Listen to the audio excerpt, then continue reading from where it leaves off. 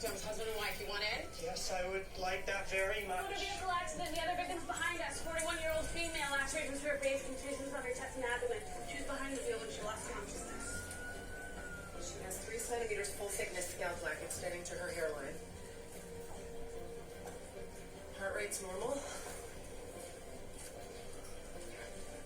Possible internal bleeding. What are we doing, Dr. Brown? Fast ultrasound. Get on it. 45-year-old male, superficial abrasions to the neck.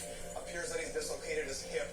Affected limb is in position of flexion and internally rotated. We need to relocate the hip. Do it, Captain Morgan. How are we doing? There is a lot of free fluid in the ventral uterine space and Morrison's pouch from internal bleeding.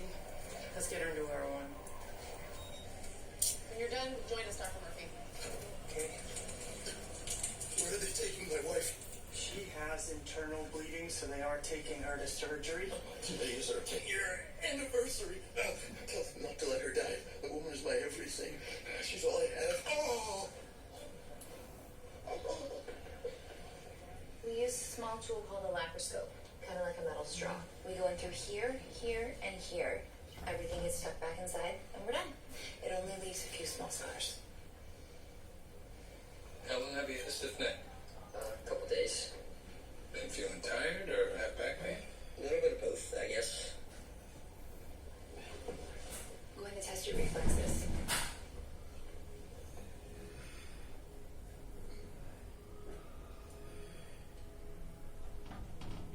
Left patellar reflex is minimally responsive.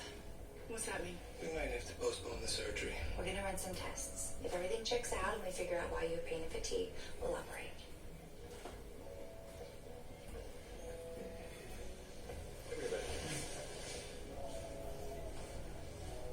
Spleen and liver are fully packed. Where's all this blood coming from? Suction. How's it heavy?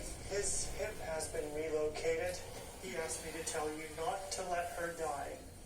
She's his everything. Duly noted. Retract the stomach. Can't find the bleed. Hold on. The left fallopian tube is swollen. And there's a large defect in it. It's ruptured.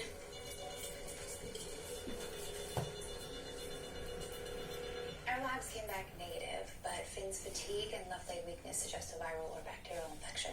Well, he hasn't had a fever. Other than stiff neck, he's been fine. Are his vaccines up to date? Your pediatrician didn't send us anything. He's never been vaccinated.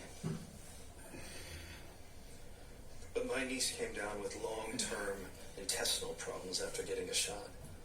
We did a lot of research. Things have only gotten scarier since. Not really. Weakness and fever might mean polio. If you guys traveled outside the U.S. We don't travel.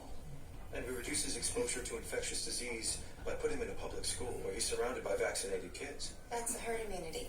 By surrounding him with vaccinated kids, you're tacitly admitting that vaccines work. I'm not saying they don't work. It's just not worth the risk. They save millions of lives. You're endangering your... I get it. I've worked with other families who feel the same way as you. It comes down to personal choice. Dr. Park, may I consult with you outside? Excuse us. They're going to be here for a while. If I gain their trust, I can work to change their views from the inside. They're part of a movement with social media support and bogus research.